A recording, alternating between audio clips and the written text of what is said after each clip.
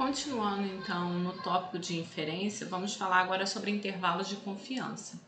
Em inferência, nós estamos interessados em fornecer um conhecimento populacional através de um estudo de uma amostra. Então, a gente vai gerar estimativas, né?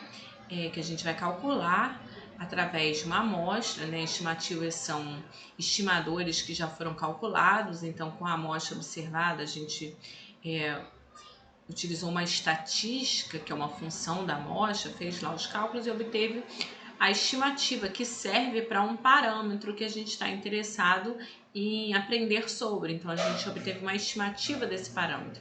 Só que essa estimativa é uma estimativa pontual. A fim de fornecer uma informação sobre a variabilidade dessa estimativa, desse valor, a fim de fornecer uma estimação intervalar, que surgem os intervalos de confiança. Então, o intervalo de confiança vai fornecer mais do que apenas uma estimativa pontual, como a gente usa lá, por exemplo, para a média populacional desconhecida. A gente pode usar o x-barra, que é a média amostral. Mas mais do que isso, a gente pode fornecer uma margem de erro em torno de x-barra, então levando a um intervalo de variabilidade aí sobre a estimativa do parâmetro, né? Sobre o parâmetro. Então, ainda na motivação, suponha que a gente esteja interessado em estimar a média de vendas por estabelecimento durante o último ano de um produto. Suponha que a gente conheça o desvio padrão populacional, ele é conhecido e tem um valor aqui de R$200, e a gente tem disponível uma amostra de tamanho N igual a 25 estabelecimentos e que forneceu uma média de vendas de R$5.000. Então, a gente tem a média da amostra. A média da amostra, gente, é o x-barra, R$5.000. A gente está interessado em falar sobre a média de vendas, só que essa média de vendas é a populacional, é o nosso MI. Esse é a média desconhecida, que é a populacional. Então, através desse x-barra, que foi gerado com N de 25, né, uma amostra de tamanho 25 que gerou esse x-barra, e sabendo que o desvio padrão populacional é de R$200, será que é possível fornecer uma margem de erro em torno desse valor x-barra, ou uma variabilidade aí dessas estimativas? Sim, a gente vai ver como, tá? E é o intervalo que a gente vai ver aqui no curso, é o intervalo de confiança para a média de uma população normal com variância conhecida, que é o contexto que a gente está. A gente quer falar sobre a média, mas a gente está supondo a variância, né, ou o desvio padrão conhecido. Então, suponha que eu estou num caso mais simples possível. Eu tenho uma população X, né, que tem distribuição, é assim que a gente lê, né, X, tem distribuição normal, com média μ e variância σ2. E variância conhecida, é um número, igual a gente tem ali, 200, né, ao quadrado. Se x1, x2, xn é uma amostra aleatória simples dessa população, então para aquele problema a gente tem um n igual a 25, né? Então, o intervalo de confiança, e aí entra uma nova palavrinha aqui, uma nova expressão, que é o nível de confiança, de 1 menos alfa por cento, a gente já vai falar sobre ele, para a média populacional μ, que é o nosso interesse, é dado por x barra menos uma quantidade, que é essa daqui, x barra mais essa mesma quantidade, note que é o mesmo valor. Tá? Então, esse é o nosso intervalo, que está centrado em x barra menos uma quantidade mais uma quantidade. Então, essa quantidade a gente chama de margem de erro do intervalo, tá? O alfa que apareceu lá, a gente chama de nível de significância.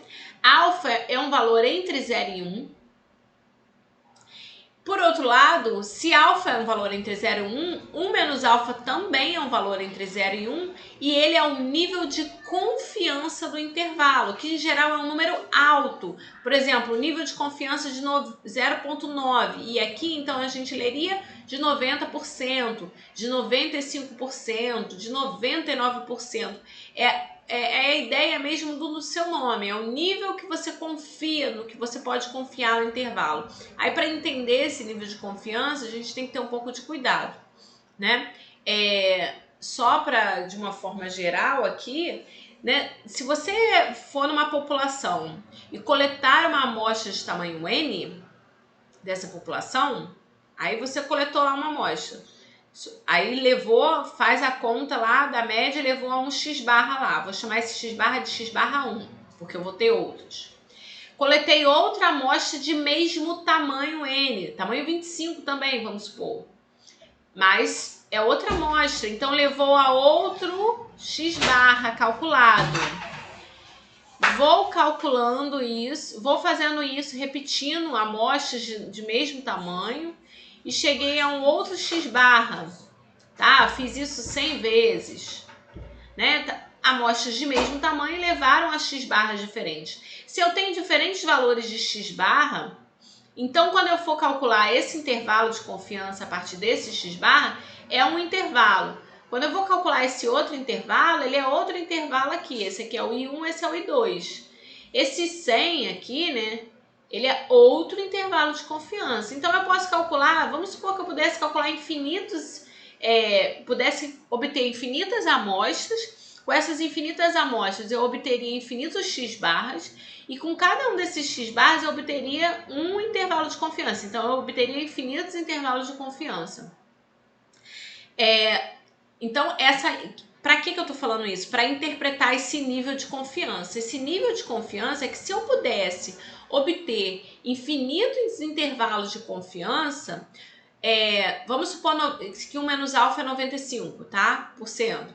Então, em 95% desses intervalos de confiança, o verdadeiro valor do parâmetro estaria dentro desse intervalo, estaria sendo contemplado por esse intervalo.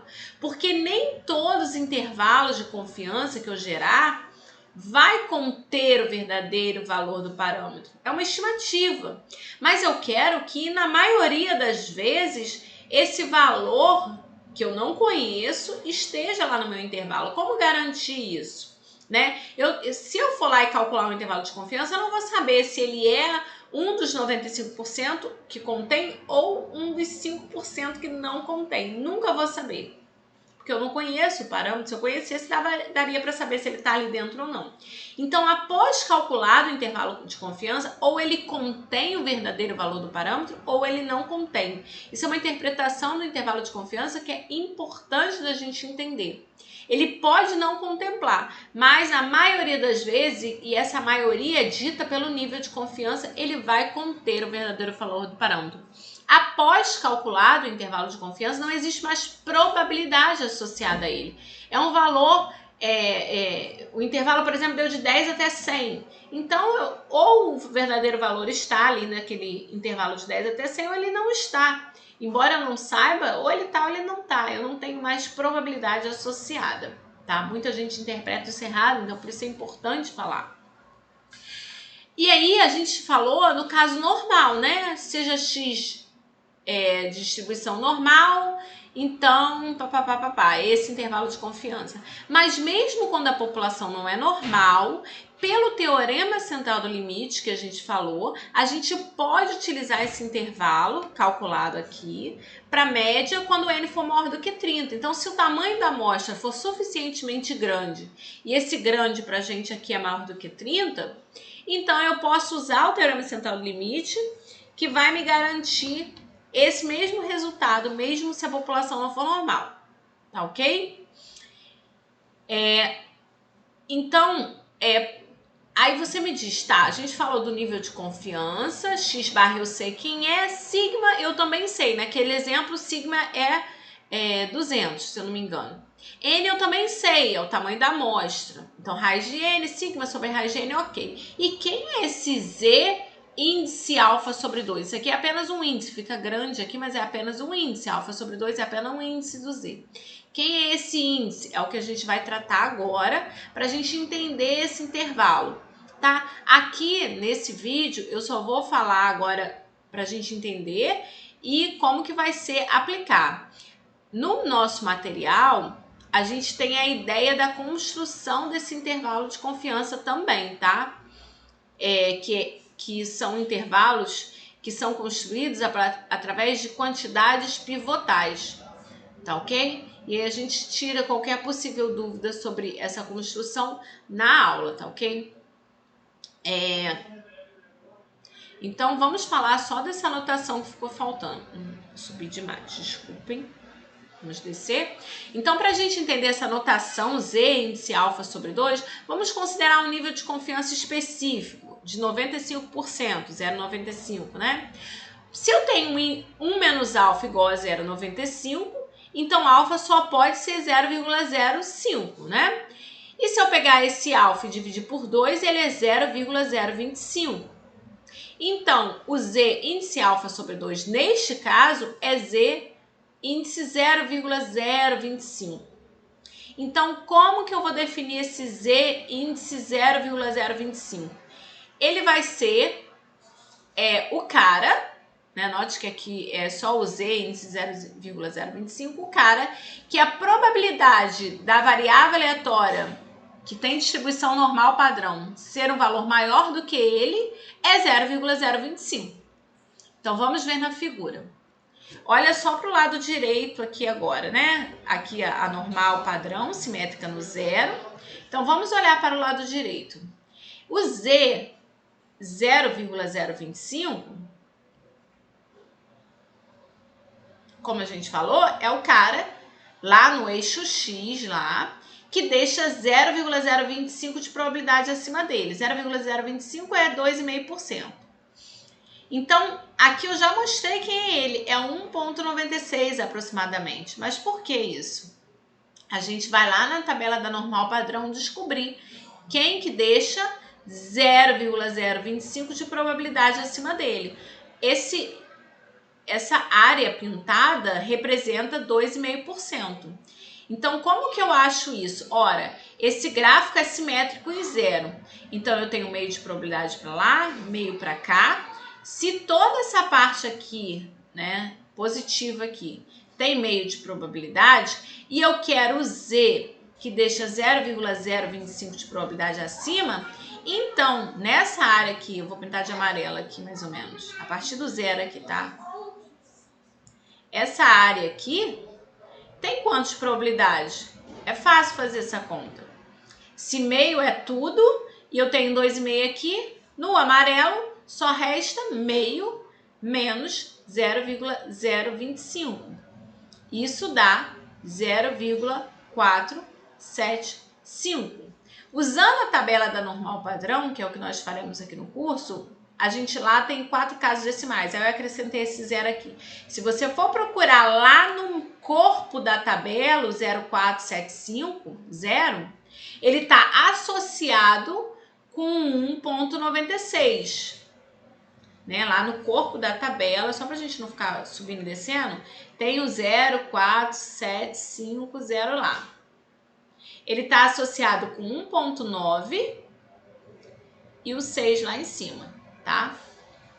Então, 1,96 é o valor que deixa 0,475 de probabilidade entre 0 e ele.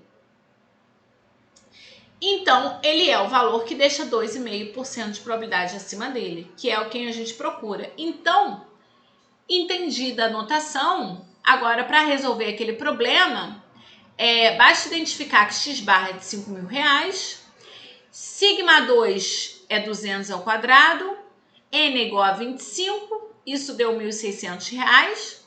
Se eu supor um nível de confiança de 95%, então o Z alfa sobre 2 é esse que a gente acabou de falar, Z 0,025, que é então esse valor é o 1,96. Então tudo isso aqui é o 1,96. O sigma é 200, o raiz de n é raiz de 25, então a margem de erro deu 78,4.